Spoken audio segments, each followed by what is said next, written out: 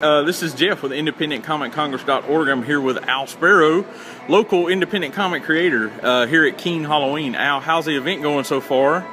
It's been pretty good, fairly steady. I really didn't know what to expect coming into this one because it's kind of unique to the other type of conventions that I do, and I held off on bringing any of my comic book stuff, and occasionally when I see a kid coming by that has My Little Pony stuff on, I whip out my pony sketch cards, but other than that, I've been trying to keep those hidden, keep the Halloween stuff going. Okay. And I know you debuted a new book here for Keen Halloween, The Queen of Halloween. On or not. It is? This is The Queen of Halloween. This is a book that I co-wrote with my wife.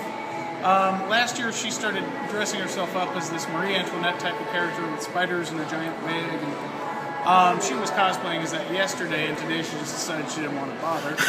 I don't blame her because there's a lot to putting that outfit on. But we thought, hey, this girl ought to have a backstory to her. We got to thinking about, okay, well, what if you were scared your first Halloween to go out? I was when I was a little kid. My folks said I had under the bed. So I thought, hey, let's make like a protector for these kids, and that can be the Queen of Halloween. And she goes behind all these kids and scares off all the ghosts and goblins and whatever would jump out and scare a kid on Halloween when it's their first Halloween night. Second Halloween night, you're on your own, kid. But first Halloween night, that's what she's there for. So she's And speaking of your comics a little bit, do you have anything in the works right now? We do. Several things coming up, and by coming up, I mean, yes, you'll actually probably see them in this lifetime. I have a one-shot coming out called Section 8. I just need to color it. I just got the art back from the artist. It looks fabulous. And it's kind of a one-shot book about the government using the criminally insane to fight crime. I kind of left it a little open-ended, but I'm trying to do it as just a one-shot. I just wanted to see if I could write something that wasn't humorous. Oh, okay. Try and do something dark and sinister, because now that DC's gone all dark and sinister with their stuff, True. That's where everybody seems to be going. I don't know how well it'll work. I'll let everybody else decide that. We do have Thugs coming out. The artist is hard at work. Steve has been burning the midnight oil getting this done. It's going to be a double issue. It's going to be 48 pages. We're going to charge $5 for it because it's going to be a little thicker. But it's going to, basically that puts us at the midway point with Thugs. Thugs is going to be at the halfway point of the storytelling. So we're really excited about that. And yes, there's a train in this mall where we're conducting this interview.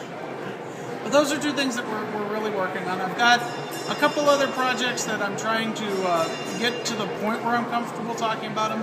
I'm going to work on a web strip that I want to get a nice buffer at before I start really talking about it. Because one of the big problems with web comics is you get 5 strips and you think, oh, this is good, and then you get lazy. Right. Or the life happens, and all of a sudden you've had that same strip up there for a month, and every update is, I'm sorry, I'm working on another strip. So I kind of want to get the whole first storyline done. And then I can release it at my own pace and see how that goes. But okay. Until I get that done, I don't really want to talk about it too awful much. It's going to be fun. It's going to be kid-friendly. Okay. Well, we'll be looking forward to that. Yeah, and I guess now that I've kind of caught everybody up on what you're doing now, kind of give us a little bit of history about yourself. How'd you get into comics, and what brought you to this meager occupation? Yeah, meager.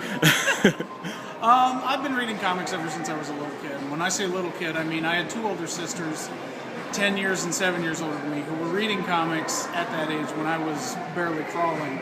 And I got attracted to these books that were easy to pick up, and I could flip them over and pull pages out of and destroy, and I probably ruined my inheritance because some of those comics were probably pretty valuable.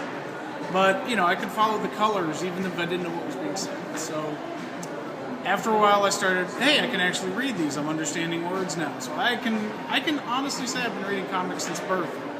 I never really thought about being a creator. I never really thought about it being anything other than just a fanboy of, going every Wednesday to pick up my local stack and reading and escaping for a couple hours every now and then, because that to me is what comics are. But then I met up with this guy who, was also really loved comics, and he basically said, hey, I'm an artist and I can't write, and I understand you want to be a writer. Write a comic and I'll draw it, which is so rare. That never happens. Right. It's always the other way around.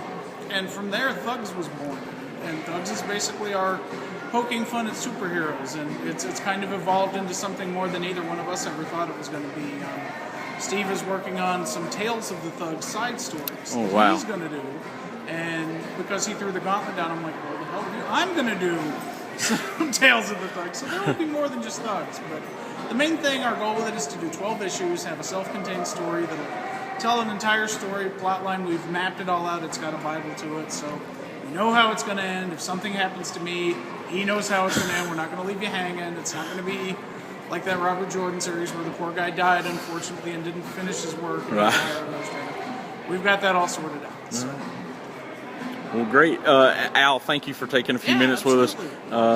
Please check this out on independentcomic-congress.org and follow Al's exploits with thugs and any new releases. Fugazi.com. Please, check out his website, and thank you again. Yeah, absolutely. All right.